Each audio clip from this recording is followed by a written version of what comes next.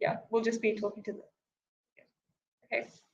So hi everyone, thank you for joining us for our 8th week event, the final event of term. And today we are joined by Richard Deakin, who will be giving a talk on the importance and technicality of nuclear energy. So Rich was appointed UKRI's Industrial Strategy Challenge Fund Low Cost Nuclear Challenge Director. And he's also served as a policy advisor in BEIS Nuclear Directorate. And he also has 35 years of industry-based experience of operations and technology in the nuclear sector across the globe, working in the USA, UK, and Japan. So he'll be talking to us about the nuclear sector today, and there'll be a chance for questions at the end. So if anybody on the live stream, if you have questions, just put them in the comments box, and then same for anybody here, just we'll be taking questions at the end. So I will hand it over to Rich. Thank you. Thank you, Saffron. And first thing to do is congratulate Alan for getting me to come here, because there's an awful lot going on in the nuclear sector at the moment, and I'm sure you guys see the press. So I have a really long and very dull job title full of acronyms, but if you were to Google the Rolls-Royce SMR, essentially my job is to make that happen in partnership with the British industry. It's fundamentally Rolls-Royce.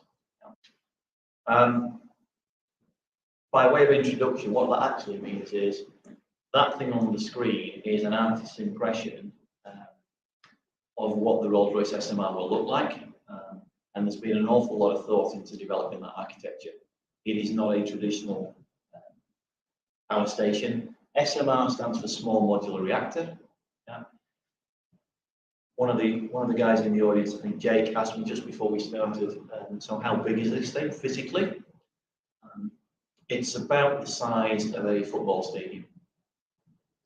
Yeah, so just imagine something, say, White Hart Lane or the Emirates, or even the O2 Arena in London.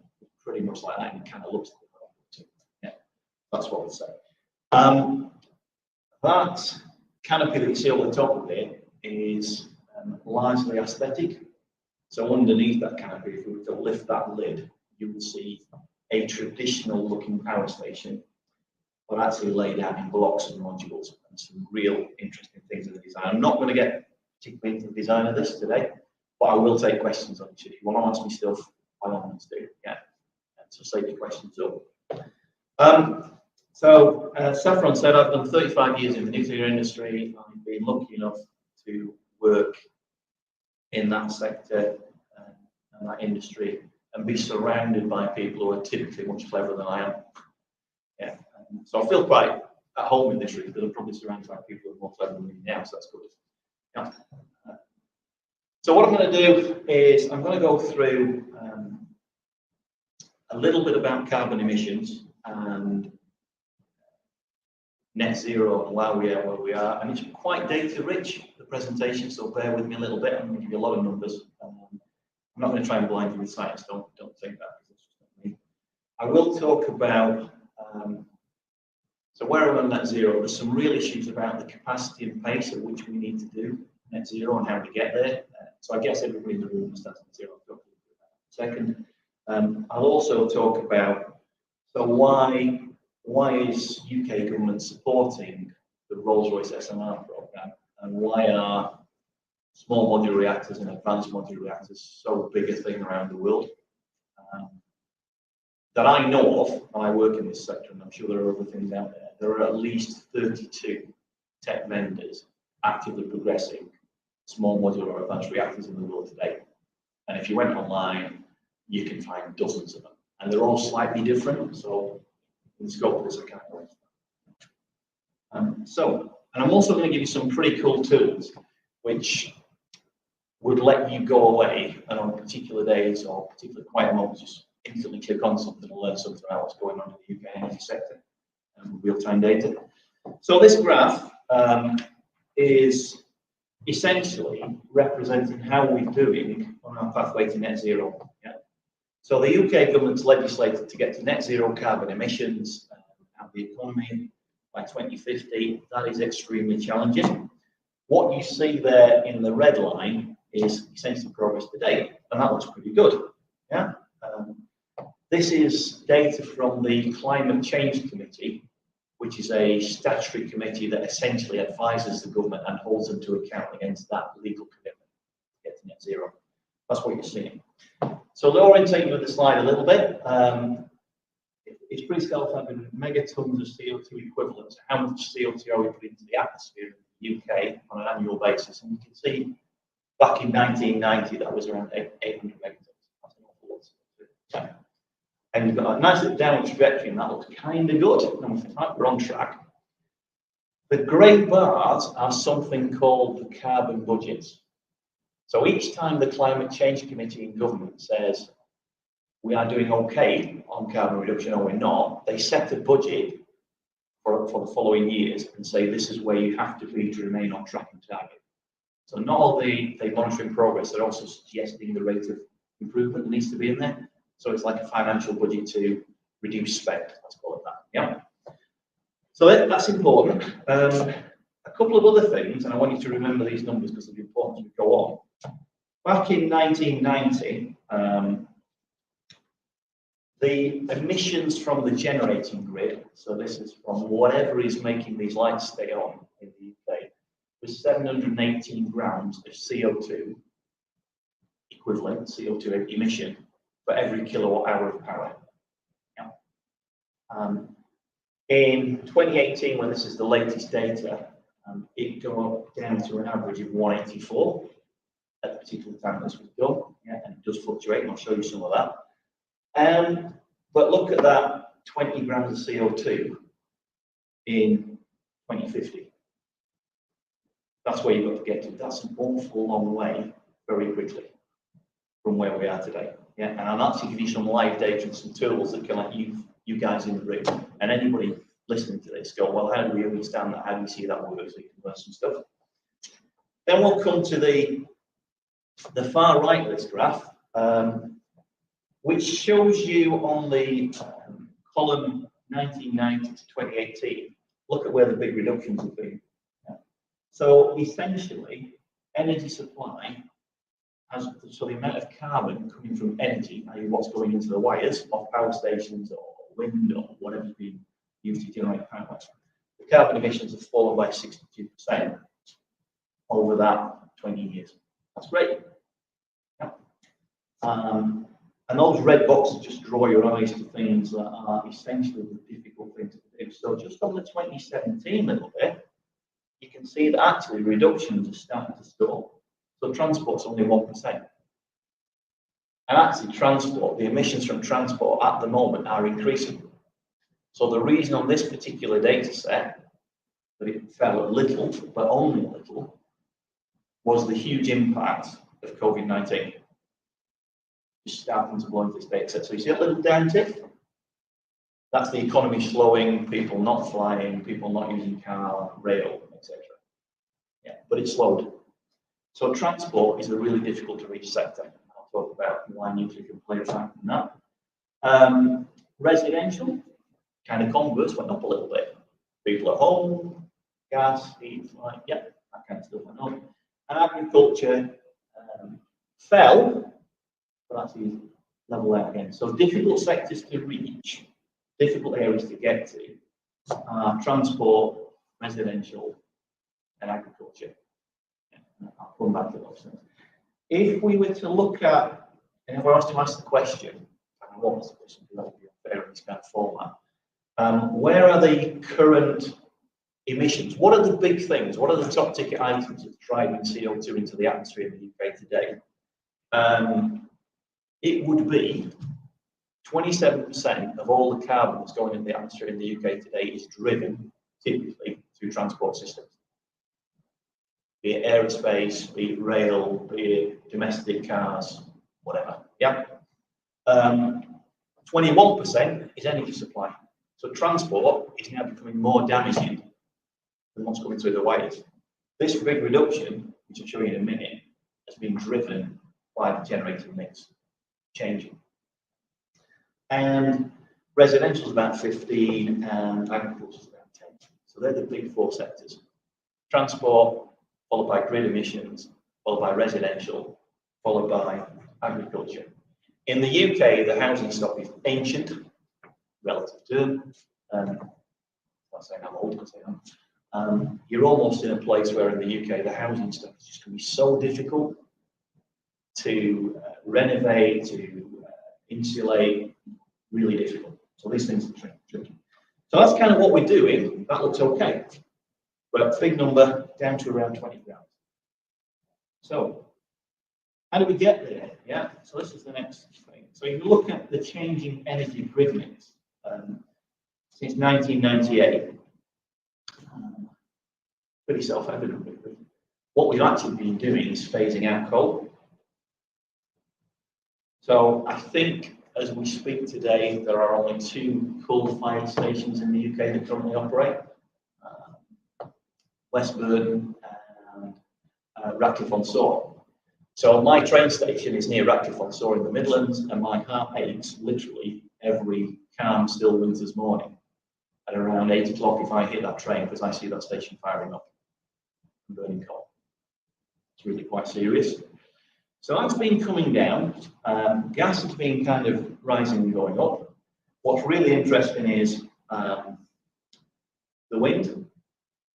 You know? Now, of course, we might as well just say here, the problem with wind is it's not always windy. And what you are seeing there, at this level of granularity of data, is seasonal spikes. So the UK hitting a high pressure zone in winter when the wind drops and the grid and coal goes back up, or gas now, replacing it as we get more recent, is you're seeing intermittency causing carbon emissions because you've now got to balance out the wind power that drops out. And the more wind we put on the grid, the more severe that spike will be, and we've got to get to good pace for that. So that's quite an interesting scenario there. The other thing that I'll say here is the UK has been a net importer, so no longer master of its own destiny in energy systems and energy production since around 2010.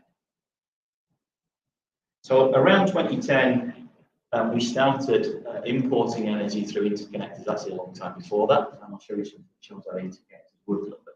So this means we import power through cables from typically France, the Nordic countries, and a little bit of Belgium, I think. We'll see it. Yeah, it comes up. But the thing to draw from this is you can see the big phase out, how that gradual decline in emissions has happened over that kind of decade. It's the removal of coal from the grid. But there's a price to pay for that, which is intermittency and gas.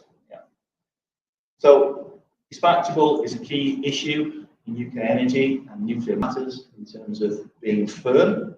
Yeah, I'll come to retirement in a minute, so that's a little scary in my sector. Wind, well, solar, unfortunately, the UK is a bit of an irrelevance, but it is what it is. And increasing exports from Europe. What I would say is Ofgem predicted that we would get to something like 9 gigawatts of capacity, so an ability to import 9 gigawatts equivalent of energy into the UK. I talk in this presentation about how much installed capacity you've got to deliver, not necessarily the usage, and sometimes I'll use the units. Just to make it easier to understand or balance it, I guess. France recently, I think, refused to increase or permission another interconnector.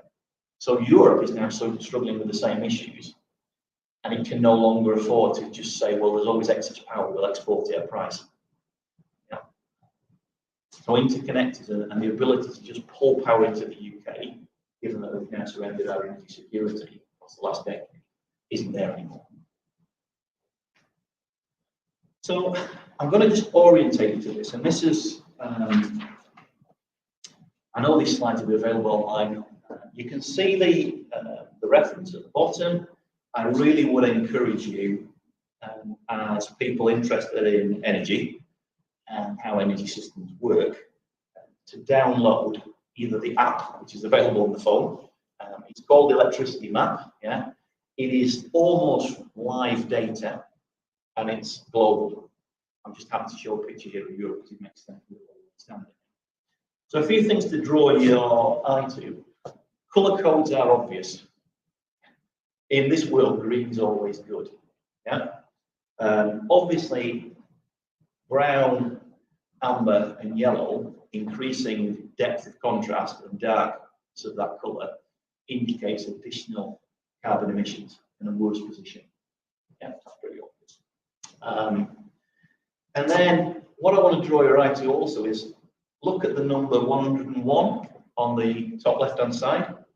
So at 1 p.m. in the afternoon on the 17th of February, when I took a screenshot, because Anneli had invited me to come here and speak, the carbon intensity live data was 101 grams against that target estimate of around 20.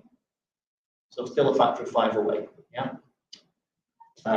And there's something significant about this date, 17th of February. It was the day before Storm Eunice hit the UK. So this is a relatively normal winter day in the UK where you've got reasonable wind speeds picking up because you've got an Atlantic storm coming in. Last little bit, and this is really also quite important. This little data table of Gantt chart kind of bars that you see on the left. You've got nuclear at the top, which on that particular day at that time was operating about 9 gigawatts of its installed capacity. So one of the stations was offline. Yeah. You've got wind operating at about 35% of the capacity. Yeah. So what that says is there's all those windmills out there. They're not all running because they're not all in high wind zones, and some are off grid. And actually, it's transmission loss and all those things.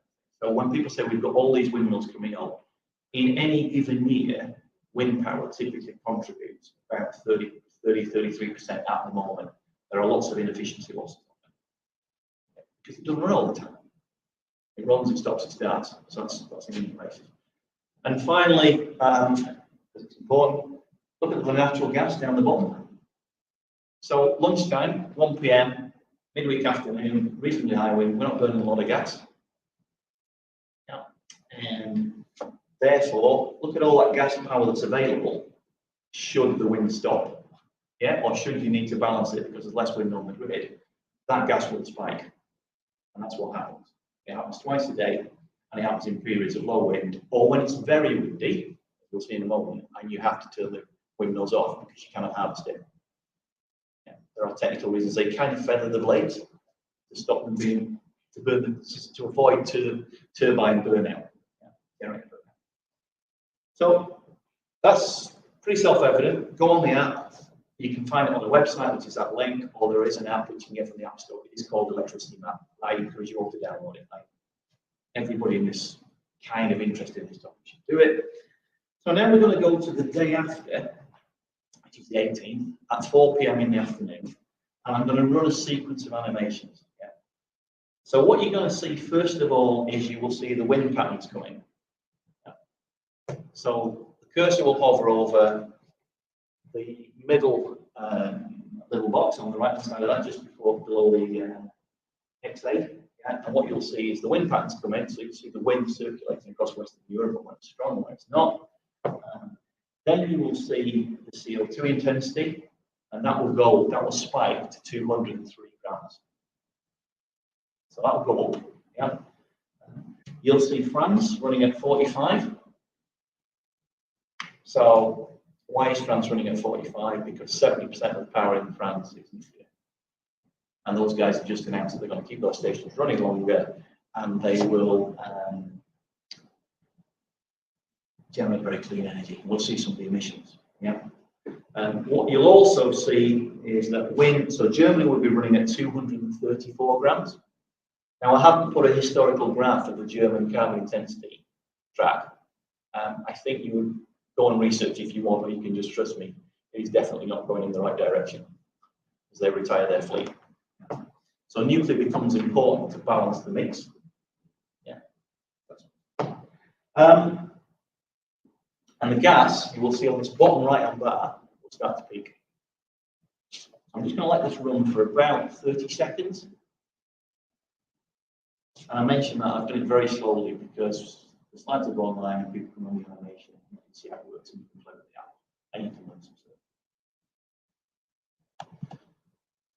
So here we go. Wind power will come in. Pretty windy. You can see the interconnectors, the arrows moving. The cursor then hovers over the UK, 203, France, 45, Germany, 234, and that will go into the panel, and there's wind. So here we are on a stormy winter's day, and of course, you'd think we'd be harvesting excess wind power. So the day before, when it was less severe, it was around 33, it's dropped. So the reason I've frozen on that, if you download this tool, which is live data, and by the way, these intensity numbers, carbon emissions, is the United Nations approved data through their International Climate Change Committee. So these are not industry figures, these are the numbers, yeah? So carbon intensity of wind generation is around 11 grams per equivalent, CO2 equivalent per kilowatt hour generated. That is through life. So that includes mining the steel, creating the turbine housings, putting the concrete platforms in, building the wind turbines. The actual power generation is, of course, very low, it's emission free, but then makes an allowance for decommissioning as well. And all the data you can see if you hover over that panel will show you that. So I think that's a pretty neat tool. I use it all the time because I'm learning all the time. It's kind of good. So I encourage you to use that. So talked a little bit about how the grid works there. What I now want to just drop into is intermittency. Kind of mentioned it before. You see the big seasonal spikes there? So wind power is pretty obvious, it's the pale blue. Every time that drops out, we have to put something else on the grid that's dispatchable, it's gas. So you've just seen that on a daily level, when we couldn't harvest wind, the gas expanded. What you're now seeing is on a seasonal level. Now, what's kind of interesting here is people say, well, that's okay, it's gas, but of course we all know where we are now currently with gas price spikes. Not really, in my opinion, and these are my own opinions, an issue with gas supply from Europe, and from Russia, because we don't import much Russian gas. We just don't do it, it's about 3%. Yeah, but the wholesale price of gas is peaked because everybody in Europe is suffering from this problem. And what we're actually paying for here is locked in intermittency. Because if you own a gas-fired power station, which I'm not looking to do, I would run it twice a day when it was needed and then switch it off, which you can do that with gas. So you only sell the power 8 through 10 in the morning when people really need it, or 4 p.m. in the afternoon through 6 when people really need it. So the wholesale price of electricity is a spot market instantaneous price that varies. So if you're a provider and you can do it that way, you run just at that time. So that's what you see. Now the other thing that goes on here is, at the moment, big handfuls, there's about 20 gigawatts of wind power in operation. Over the next decade, that will go to 40 to 60. So the more wind we put on, the more severe impact of those drops. So we can't switch the lights off in a seasonal calm period of high pressure. So somebody's got to pay for that intermittency. And we are seeing that now in wholesale electricity prices. So the consumer's going to pay through that either on something called a contract for difference, which guarantees the producer price, or a asset base, which basically says you build the asset and we'll guarantee you the money while you build it, or direct billing. 2 years ago, a therm of gas cost something like 37p. I have no idea what a therm of gas is, but it's just a unit of gas and energy. And somewhere just before Christmas last year, for Ukraine, it was something around 470 on average. So more than a factor of 10 in 18 months, rising the wholesale gas price. What's driving that? Industrial usage in other areas, wind coming in, etc. So lots of things driving it. It's not necessarily important.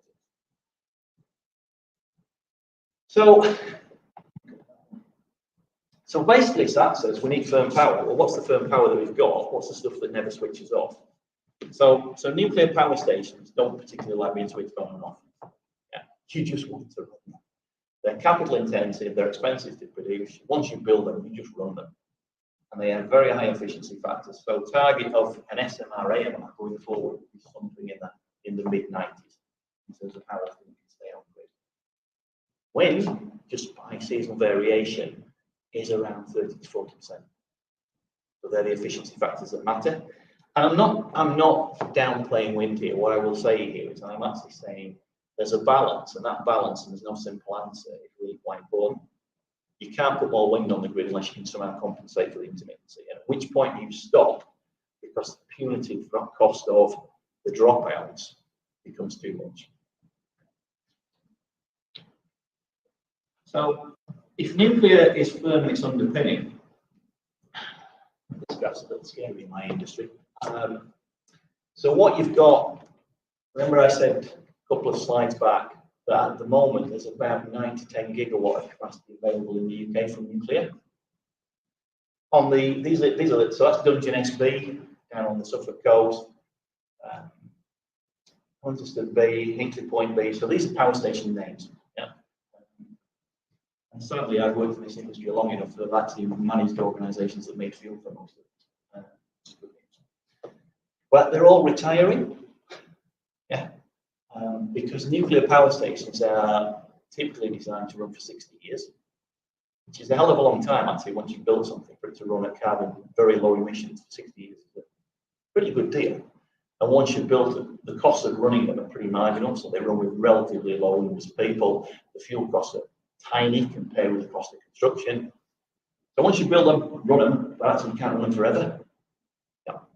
So they start to retire, and as we get to the middle of this graph, you see a dip, and then you see Hinkley Point C2 and Hinkley Point C1, which is the huge power station that's currently being built just south of Somerset. Probably got about 12,000 people a day on it. It will cost about £20 billion. It says their new nuclear capacity can take between 10 and 15 years to deploy. Hinkley Point was announced as an intention, and the intention for the UK to become nuclear again, or to have nuclear as a component of its energy mix, under the Brown-Blair government, Labour government. None of you guys will be old enough to have ever been born there, and you certainly won't have had a vote, but I did, and I was your age as a student when that happened. It's a long time ago. Yeah, it's 25, 30 years ago.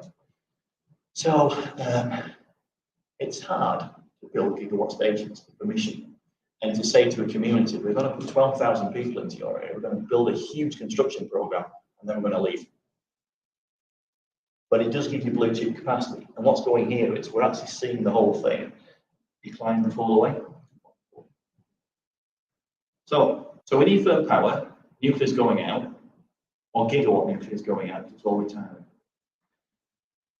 Now, the left-hand side of this is kind of the amounts of energy that's going on the grid through these things. So it's a mix of renewables, natural gas, some imports, and nuclear. The slide that is showing you all retirements is essentially just a more granular version of the bottom left-hand side of the red box.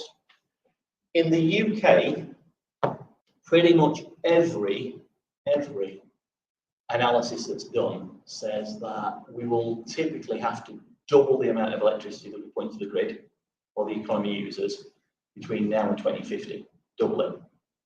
And actually it's a bit more than that. Yeah, it's probably about 2.5 times.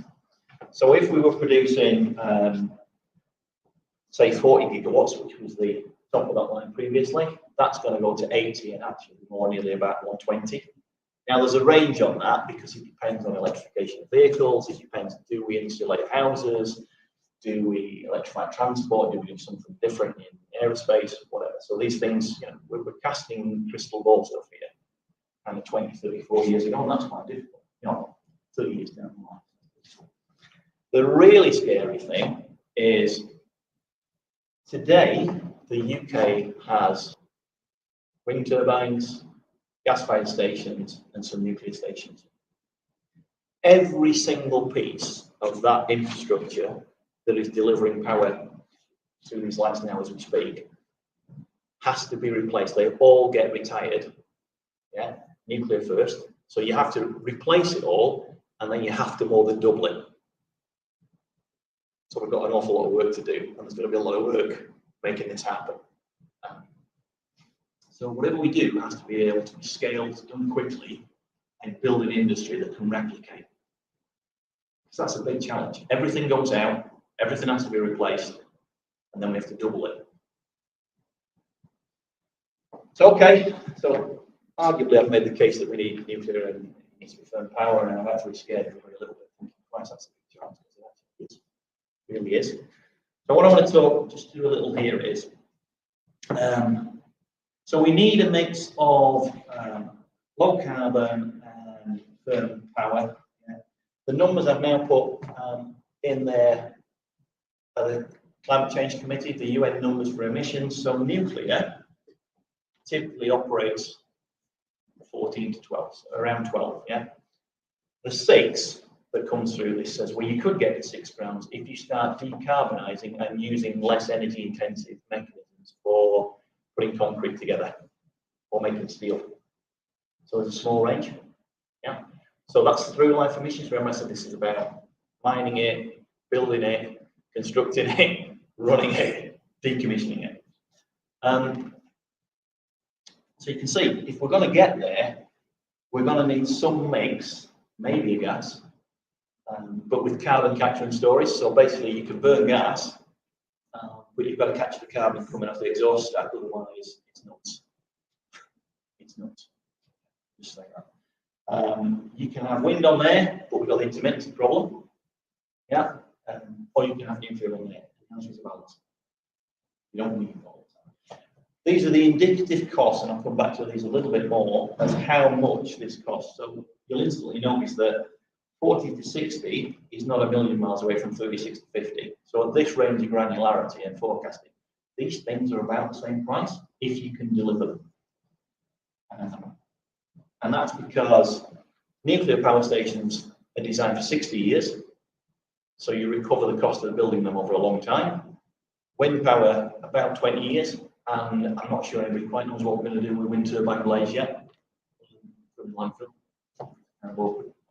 And you might ask me about nuclear waste, and I'll come to that, because that's a fair challenge. So, how do we get to those numbers? Well, the whole thing about SMRs and AMRs is they are very different to big construction projects. So I've got traditional big nuclear on the top of this slide, puts big blue chip carbon reduction power on the grid, 2 gigawatt, 3 gigawatt, whatever. So that picture at the top is actually a big American power station. It's Vogel, place in the southern states. They have to be licensed by ONR. ONR, so people understand the acronym, is the Office of Nuclear Regulation. Effectively, it's a health and safety exec for the nuclear sector. Yeah, it makes sure that people don't do things that aren't safe. And it is universally and globally recognised as the gold standard of regulation. We have very, very good regulatory bodies that are independent in the UK. So big gigawatt programs are very labour intensive, because they just are. 12,000 people, lots of contractors. It's equivalent to building HS2, or that kind of endeavour. You have to test the things on site. So you bring all the things to the site, you build them, and then you test them as you build them. Okay. So what happens when it rains? Well, you stop, because you don't want to be outside scaffold testing or whatever. Or testing welding when it rains. So essentially, it's a bespoke one-off engineering and construction program that's dependent on the geography, location, and all those things we do there. When you flow all that stuff through, that can drive up the cost of the power. So LCOE is what's called levelized cost of electricity across the lifetime of the plant. It takes a long time to build a big station. Something like 2/3 of the cost of a gigawatt station is the cost of the money that you have to spend up front to buy it, to build it. It's financing charges, and that's about the risk. You don't get any revenue until this thing generates. And on a previous slide, it could take 10, 15, 20 years, whatever. Yeah. Now, the low-cost nuclear approach, the program I'm involved in, pretty much consists of most small modular reactors, so SMRs and new nuclear tech, advanced nuclear tech, is they use high-value manufacturing tech, so it's robotics, remote handling, non-destructive testing, statistical process control. They are done in factories. The whole premise here is you take the thing into a factory. It's much easier to build some in controlled conditions and qualify manufacturing processes in a factory. and then transport the modules to the site, and you then bolt them together, that should be repeatable processes, and it should reduce the risk of something going wrong. And that seems pretty intuitive. Do something on a construction site, do something in a factory. Yeah. So, and the whole thing is put under a site canopy, which kind of misplays it a little bit. So part of this is design everything once, make it in factories, and then assemble repeat units under a site factory. The canopy protects the environment from the build.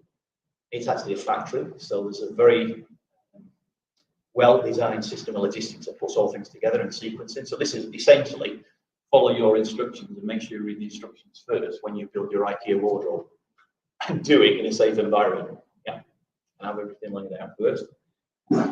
Huge global sales opportunity, and what that does is it gives you repeatable costing, but more importantly, if somebody wants to buy one of these things and say, right, I will buy a nuclear power station, or invest in producing one so they can generate power and sell the electricity, you're much more certain now as to when you'll get your revenue stream, how long will it take this thing to run, therefore you can borrow the money at different finance rates, less risk. Yeah, so it works. So it kind of blends economics with manufacturing. And at the bottom, you can just see what the differences mean. The start one, and that's factual. Typical weather patterns in Somerset against this is saving about 23 working days. 23%, sorry, of the working days. So instantly, 23% productivity improvement, faster, quicker, cheaper. So the other thing about renewables is everybody quotes, and the renewables industry has done a great job of this. They say, well, it's very cheap power. You can do it sort of 25, 30 pounds a megawatt hour, so it's very cheap. Yeah, it is when it runs, but when it doesn't, somebody has to pay for that. If you then start to factor in the cost of intermittency, plus transmission, plus potential storage, and we're running out of offshore wind locations in the UK. So we now, very recently, the UK government announced a small programme to start developing innovation in floating wind platforms. That's because the sites are too deep to build the platforms. So we're running out of places to put this, so it's stalling, it gets more difficult. Yeah, if you start to add those kind of difficult things in, i.e. the supportive system costs, so transmission, wires, grids, redundancy, actually, they're all pretty much for much if you can do what we're trying to do on what SMRs and AMRs, small modular reactors, advanced nuclear reactors, claim they will do. So that is part of the analysis in the business case that is driving world interest in small nuclear reactors, the ability to do that, to get them at cost and repeatable levels and keep doing them at pace.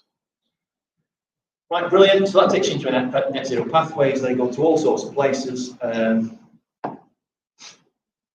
line is you need low carbon power to power industry, to power transport, to power agriculture, fertilizer generation, for example, or heating, or water filtration systems.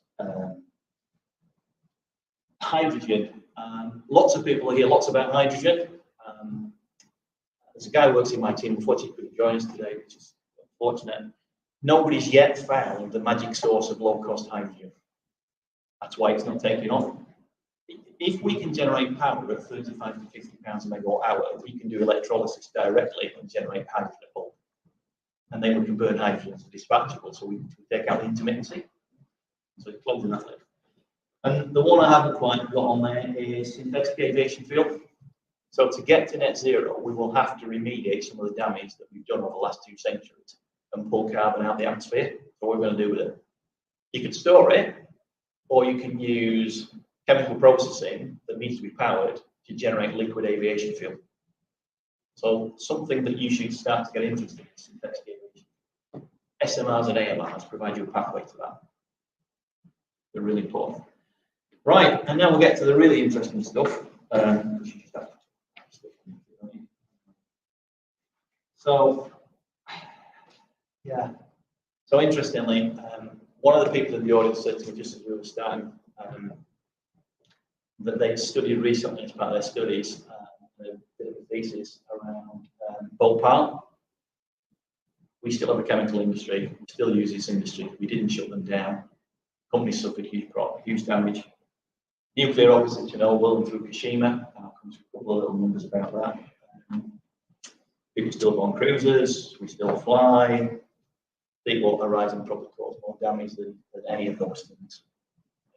So there's a perception and reality. Now, I'm not here to say that people shouldn't be concerned about nuclear.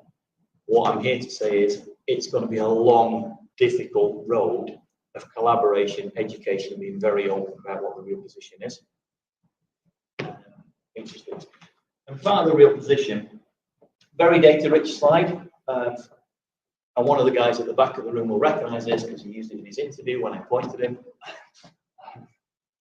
So what we've got here is the death rate, yeah, on a like-for-like comparison basis with a unit of energy from each of those sectors, and also the gas emissions. So pretty self-evident, coal's not a good idea. Just a point of interest, I grew up, I was a son of a coal miner in South Yorkshire, in sort of, I went to university in '83, so I'll tell you how old I am. Yeah. I used to kind of think my dad was a panda, but it was just dirt and soot and scarring in his eyes. It wasn't a panda, he was an underground mechanic and he's really good at it. But it's gone, so he got replaced. Nuclear energy, well, that's pretty comparable. And just for point of reference, those stats include Fukushima and Chernobyl, and they include all the construction sector deaths. Yep. So opinions will vary on the matter, and there's lots and lots of stuff that's good information and bad information, but most reputable studies, and you're down into the margins of the statistics here, you're trying to somehow infer enhanced cancer rate or something beyond from radiation dose. Chernobyl, really horrific, all reactor design, arguably 30 to 50, 31 to 50 are the numbers that you'll see quoted in United Nations data from reputable bodies. Yeah, and there's a range because it depends on which statistical model you use and the precision of the data, and actually at that number it is what it is. Fukushima, almost zero. Yeah, but we did evacuate 154,000 people, which caused huge trauma, stress, and probably more mental illness than most things. The other thing I bet is lots of stuff in the press recently because of sadly what's going on in Eastern Europe and Ukraine around big gigawatt stations and what can happen if you lose cooling water systems. Pretty much every SMR and AMR, small modular reactor and advanced nuclear reactor technology, are designed to be what they call passively safe. Now what that really means is if you lose electricity and power to that station, it cycles and runs thermal cycles to cool itself off. You can walk away. So you do not get the Fukushima issue where if you lose cooling water, the thing overheats, you get disassociation of steam and you get hydrogen explosion, which is what we all saw on TV. That is by design not possible, and that's why actually they're all about the same size, because it's to do with the thermal hydraulics of the site. It's about to take people. So what about waste? So the UK's, and actually probably pretty much every scientific body, not just the UK, says actually the long-term trajectory is the safest thing to do with nuclear waste is to put it into underground repositories, which you would see another acronym in the nuclear sector called GDF, geological disposal facilities. And it's a kind of Russian doll syndrome. So, and one of these is just being permissioned. The GDF has just been permissioned. It's under construction. Well, it'll start construction shortly in Finland. Yeah, it's been a long journey, and people understand it. So, it's a relatively small volume. It's a long way underground. It's great. Russian doll model. Yeah. So, you put the material into glass blocks. Now, I'm sure there's lots of engineering and science kind of background folk in here. What's really stable and safe in acidic or alkaline conditions? Glass, because that's what we're talking about chemicals in labs. So you seal the thing in glass, it's called vitrified waste. You then seal it in a canister. You put that inside a concrete drum. You then place that in a concrete cube. You then put it under 200 or 300 meters of stable geography. there it sits. Now you could say, is that ignoring the problem? Actually, no, taking a responsible way to managing that and making it the most safe position we have today. And eventually, it's highly possible, I think, that somebody will say, is that a potential energy source that you reuse? And then you go, well, what about climate change? The one thing that's pretty sure, even if we do get flooding at the sea level change, 300 meters underground in geologically stable areas is pretty secure, it won't move. So that's kind of the story on waste, and I didn't particularly want to do a lot of waste here, but I'll take questions if needed. What I would say is that there's lots and lots of nuclear waste in the UK. Everybody in the room, when you go to, you'll go and you'll have X-rays in dentists or whatever, and the little foil is nuclear waste. It's low-level nuclear waste. It can be wipes, it can be drums, it can be all sorts of things. 3% by volume of the waste from nuclear fuel and different sources. It contains about 95% of the radioactivity, so you can compress, actually, and condense the more hazardous radioactive stuff, say that, into small volumes. And a lifetime of nuclear waste for an individual in the UK from all the industrial sources and all the benefits, including metal, would be about a million. Now, again, I'm not advocating it, I'm just saying compare and contrast with a position where you have X thousand tons of CO2 and 10,000 deaths a year attributed to carbon emissions through gas or coal. So I really just put this up here because the vision of all SMRs and AMRs, but particularly the UK programme, is we're going to create a product, not a project, and the product will be repeatable. So we are commoditizing nuclear power because we have to be able to roll this out at scale. Otherwise, we've got a problem. It will enable power for CO2 air capture. It will enable synthetic fuel. It will enable direct hydrogen generation, and AMRs are coming in the next phase, which are getting to heat and power. And if you see a few government things on whatever publications, you'll see people talking about high-tech gas reactors. That's just because thermal electrolysis is a little bit more efficient than direct electrolysis of water through electricity. So last one, zero choices. Well, there ain't no really simple answer, really, is there?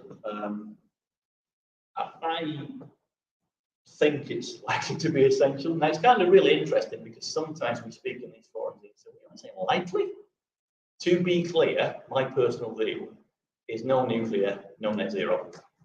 And it's probably going to need to be about 20 to 40 gigawatt capacity in a mix that will top out at around 100, and the rest can come from other stuff. And that 20 to 40 enables you to generate hydrogen, which can replace gas, or even power batteries, or whatever it does. There are some really difficult areas to decarbonise. Heat transport. Hydrogen can play into domestic heating, and there's projects ongoing up in north of England at the moment, and up in Scotland, and in the Merseyside estuary, talking about how do you modify the grid to take hydrogen. Not easy. That ain't really the issue. The issue is how do you generate enough hydrogen to be useful at low cost, otherwise you can't afford to do it. I've already said almost every existing generate asset will need replacing before we achieve net zero and doubling in scale. I would say to you in this room and listening in, look at a couple of the tools I've given you. This is the last tool. You can see it running on the right hand side of this. Play with the electricity map app. It isn't easy. Me and my team have spent a lot of time in this. I've got a lot of learner folk, and it's pretty damn difficult. But I can't see that we can get to net zero without nuclear. And advanced and small nuclear allows the scaling and the moving on at pace that we're going to need. This last tool is live on Department of Energy and Climate Change. So there's the link. Essentially, you can go on and you can see me playing with this on a video.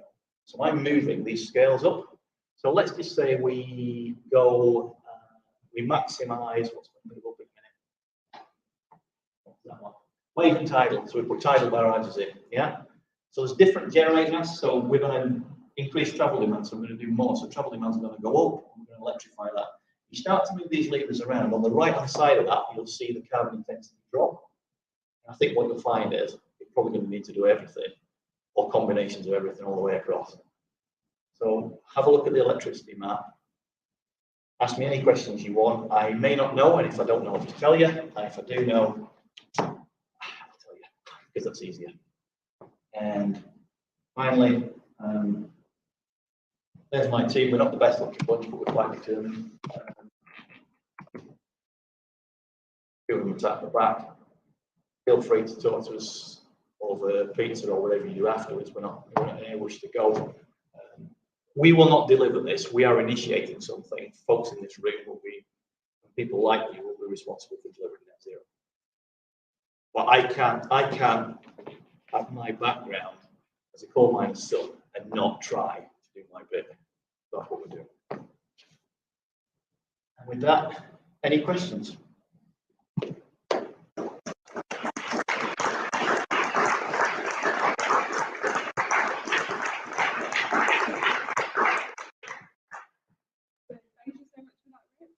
We now have time for questions.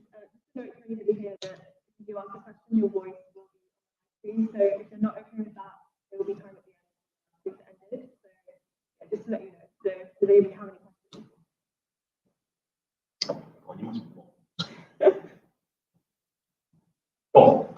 So it seems like SMRs are cheaper. Has there been any resistance to this? Yeah, lots. So, first of all, it's a different way of delivering nuclear power. So the first question is, you've got to convince people who might invest in these things, and they could be government policy officials, yeah, who may say, well, we'll make this easier to deploy in the UK. You've got to convince them that it's different, because your point is cheaper, faster, quicker. Well, we would say that, wouldn't we? Yeah, so there's lots and lots of work done that needs to prove that this thing can be done. Yeah, so that's the first bit of resistance. The second resistance is you've then got to convince people who might invest money, like the City of London. Would they put money into building one of these things, because can they get power back? So you've got to convince those guys it works. And then you've also got to convince the communities that will host these things, where they'll be sited. Is it a good thing or a bad thing? So there's an open story to tell about the design, the safety, and what the economic benefits might bring. Doesn't really matter where the first one is built. What really matters is these things bring economic growth across the region, because you build things in factories and then take them to the site. So these things will put jobs into areas that desperately need them, and they may never get anywhere near a nuclear site. Yeah? The nuclear sites in the first instance will likely to be in communities or on sites that already exist. You notice I said in the slides that there are a number of retirements coming. What are those communities going to do then? So they want jobs, they want employment, they are skilled in running nuclear factories and nuclear sites. They want new nuclear sites to be built. So they're kind of receptive. So there's a resistance, but it's not always in the places that you'd expect.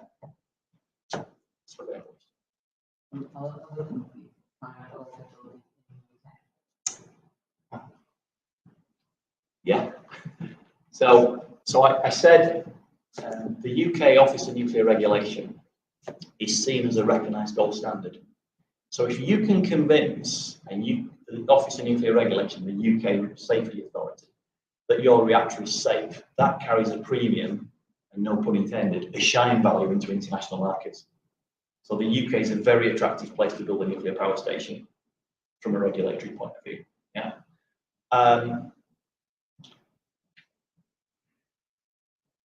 There are dozens of nuclear power vendors who all have their own view of how they could build a nuclear power station.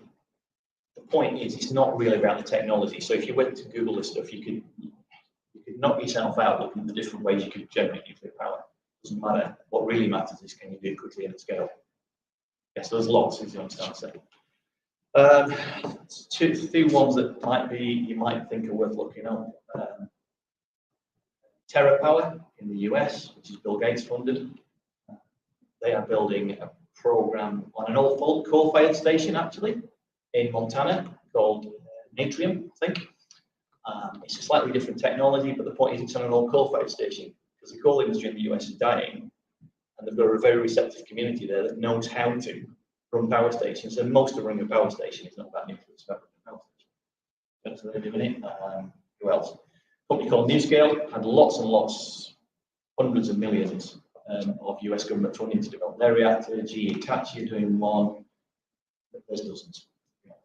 And the UK is very attractive.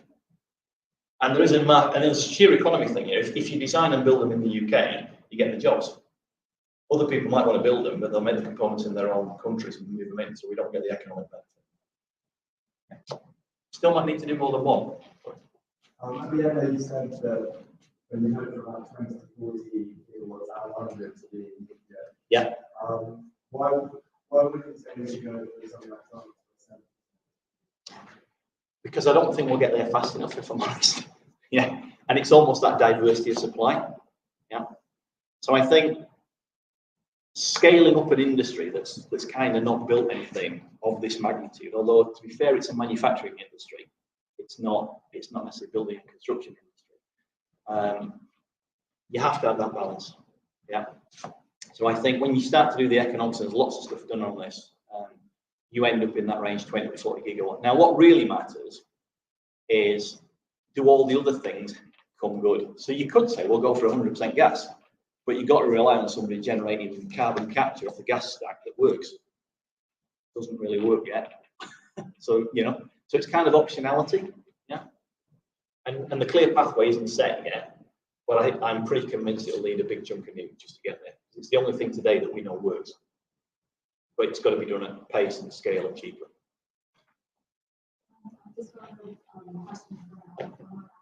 Yep. So Paul asks, so you said about interesting topic. What has the relationship between political support and business support? And how much has that to occur? So the political support, I think, cross-party, has shifted in the lifetime of my career. It's been 20 years, 23rd. All the major UK parties, I think, now support nuclear as an element of the generating mix. There's maybe levels of disagreement, or not levels of disagreement, but uncertainty about the absolute value, how much. So the political parties support it. Yeah. What was the second question? How much has the net zero target? Oh, huge. Yeah, huge. So net zero and COP and climate change movement, and to be honest, climate change awareness, that's just reality now. Nobody's going to deny climate change, and the net zero target now is being emphasised by that. So I was invited to COP26. There's an organisation that of young professionals, early career professionals, that you guys maybe may have joined, called Young Generation Nuclear. They did a fabulous job at COP26. It's the first time in my lifetime that a climate change conference actually positively featured nuclear. So that shift globally is really happening. Yeah, so there's a big shift. Just if I could, I just wrote down my own questions, so I was like, all the conflict when I was with Russia and Ukraine. So how has that not affected kind of like not work so for the country and then the UK, relying on I know that the positive impacts on you. Yes. So Germany's kind of interesting. Yeah. So Germany today probably runs, and I use the electricity map, so I'll not say a precise number, but of the order of 400 grams of CO2 equivalent. Germany made a political decision based on climate advocacy to start to phase out its nuclear generating stations across the last decade. And it's gone that way, it's gone the wrong way. I think 2 weeks ago, the German government started to signal they are actively considering extending the lifetime of their nuclear stations. There's the best example, because everything else is costing them too much. It's energy security. That will flow through. It's just a shame we haven't done it earlier. Yeah. So I think we've got just be honest, my personal view is in the UK we are going to have a decade of potential energy poverty, where we're going to be fighting very hard to balance the cost of rising energy bills until something else comes through into the grid. It's going to take a while. We are where we are. We surrendered energy security as a net importer in 2010. We've got to address that balance. So it does matter. Okay. Any more? Not quite sure how I'm doing for time, but it feels about time. Yeah, if anyone does have any more questions. Go for it. You know, it seems like impossible to express.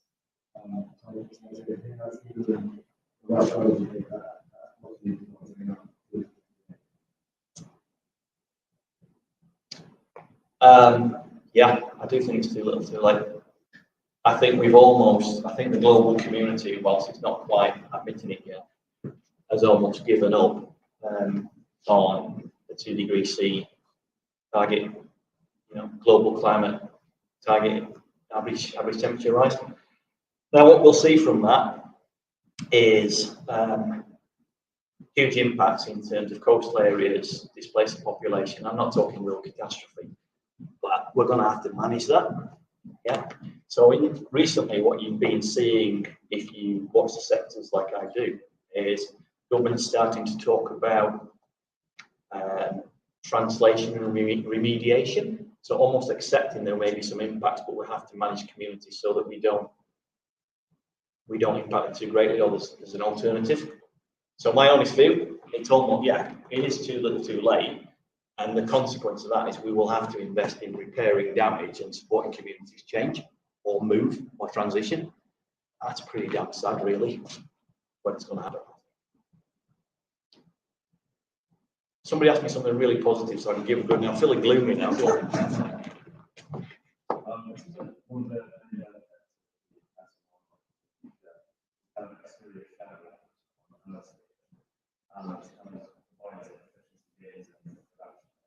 Yeah.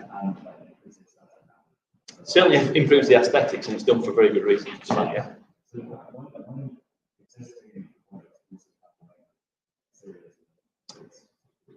Because in the UK, the last time we commissioned a new power station was nearly 50 years ago. If we were doing it today, thank God we're doing it differently. And to put a cover over an existing nuclear power plant, if you've grown up and it's been there for 50 years, you've kind of accepted it in the community anyway. This thing is designed to look different. It's much more than marketed, I have to say that. We've seen the evolution of this design. We've talked to the architects who have done it. So it is more than that. But it's meant to portray a more open, different image. It's not a concrete monolith. It's different. So I'm just being honest about it. I mean, I think it looked pretty cool, to be honest. You would do, wouldn't you? And the other interesting thing, you notice there was kind of a raised circle of green around it. So this thing's designed, and it really is designed, that any foundations that come out of it never leave the site. They use them in the flood protection around it. That's pretty damn different. So I don't know if anybody, I was in Wales on Monday night. So I woke up on Tuesday morning listening to Southwest BBC News. There is absolute hell in the Southwest because the Hinkley Point seaside is building foundations and dredging mud, and it's putting them into the Severn estuary. That's not good, is it? This thing doesn't do that. It's designed to have zero impact on the surrounding environment. Back to the canopy protects the site protects the canopy. And we know that the architects, as the design's been evolving, have been adjusting the height of that bund to make sure that it works. It's actually not as high as they really wanted to go because the foundations are a bit shallow. So, that matters. So it's not just aesthetics, I guess. There is some design features to it that matter. Any more for what I'll do? One more. I'll do two more. I'll do as many as you want, really. I'm loving it. Go for it. Ask me something positive. Well, shall I tell you something positive then? And then we'll finish, right? So, the global opportunity for small nuclear power stations is huge. Yeah. I talk to,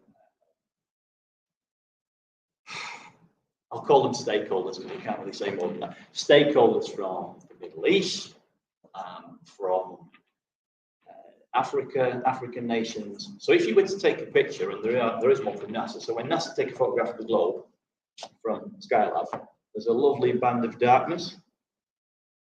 Yeah.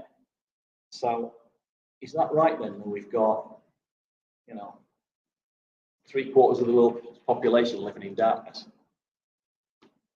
These things have got the potential to change that, because they only cost a couple of billion, and a couple of billion will buy you enough electricity to power a city the size of Manchester.